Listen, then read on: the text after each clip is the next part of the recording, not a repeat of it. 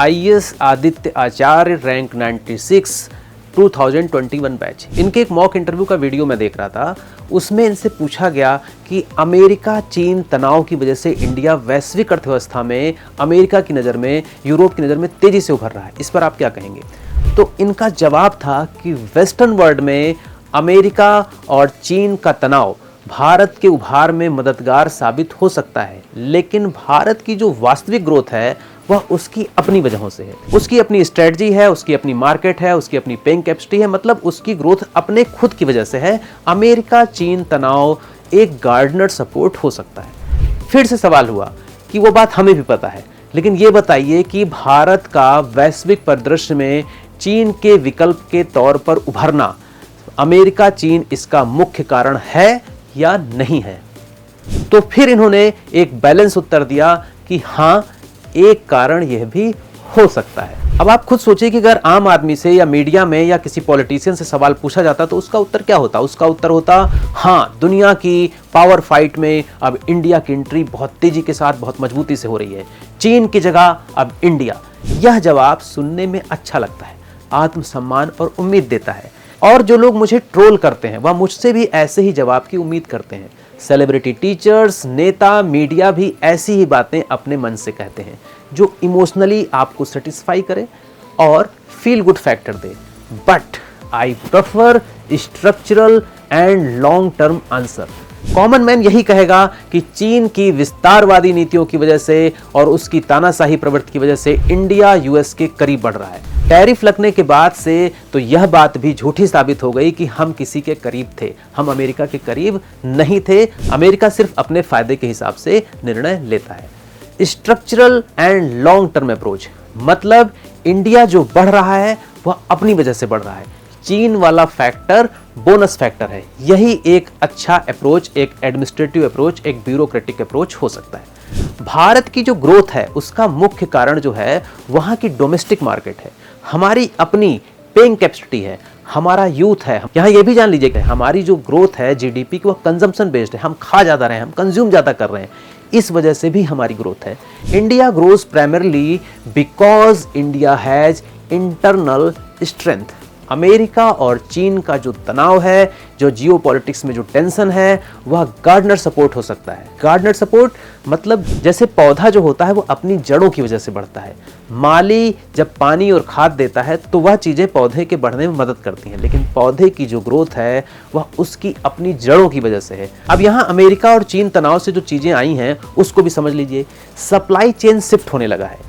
America और Europe China +1 strategy पर काम कर रहे हैं, रिस्क फैक्टर कम करने पर काम कर रहे हैं। फिर भी ये मान लीजिए कि भले भारत के अंदर तमाम खूबियां हो, चीन के अंदर तमाम खामियां हो, लेकिन जिस तरह से हम चल रहे हैं अगले 50 सालों में भी हम चीन का विकल्प नहीं बन सकते।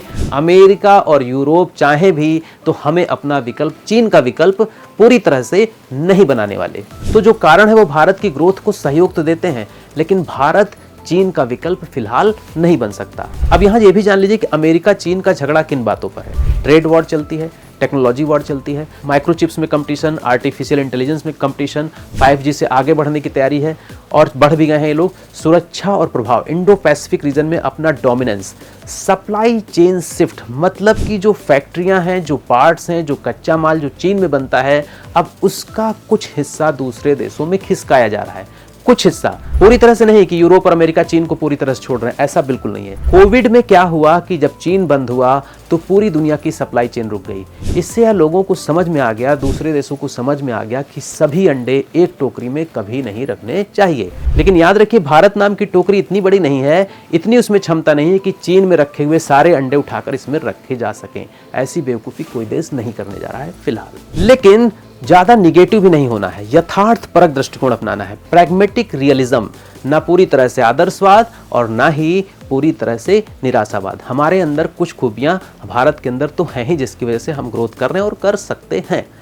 ग्राउंड रियलिटी यही है कि निवेश वहीं जाएगा जहां सिस्टम मजबूत होगा, और चीन का सिस्टम हमारे सिस्टम से बहुत ही ज्यादा मजबूत है, तो फिलहाल वहां पर इन्वेस्टमेंट अभी रुकने नहीं जा रहा है। हाँ, चाइना +1 स्ट्रेटजी पर काम वो लोग कर रहे हैं। रिस्क डाइवर्सिफिकेशन स्ट्रेटजी भी इसको कह सकते हैं, कि मतलब चीन के साथ तो रहना है लेकिन साथ ही साथ अमेरिका और वियतनाम जैसे देशों से भी जुड़े रहना है। China stage important but not alone important, लेकिन इसका मतलब ये नहीं है कि पूरी तरह से एग्जिट फ्रॉम चाइना।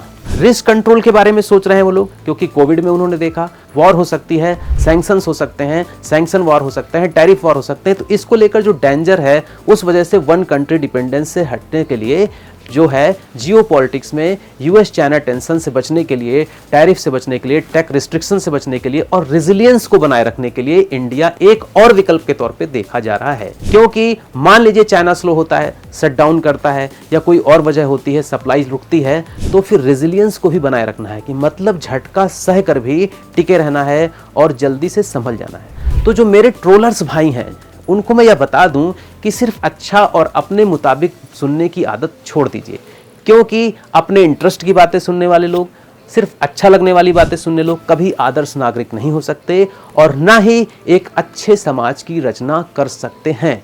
क्योंकि साझा समाज की नींव, समरसता वाले समाज की नींव, सुसंस्कृत समाज की नींव असहज सत्य को सुनने की क्षमता पर टिकी होती है, न कि सुविधाजन्य विश्वासों पर।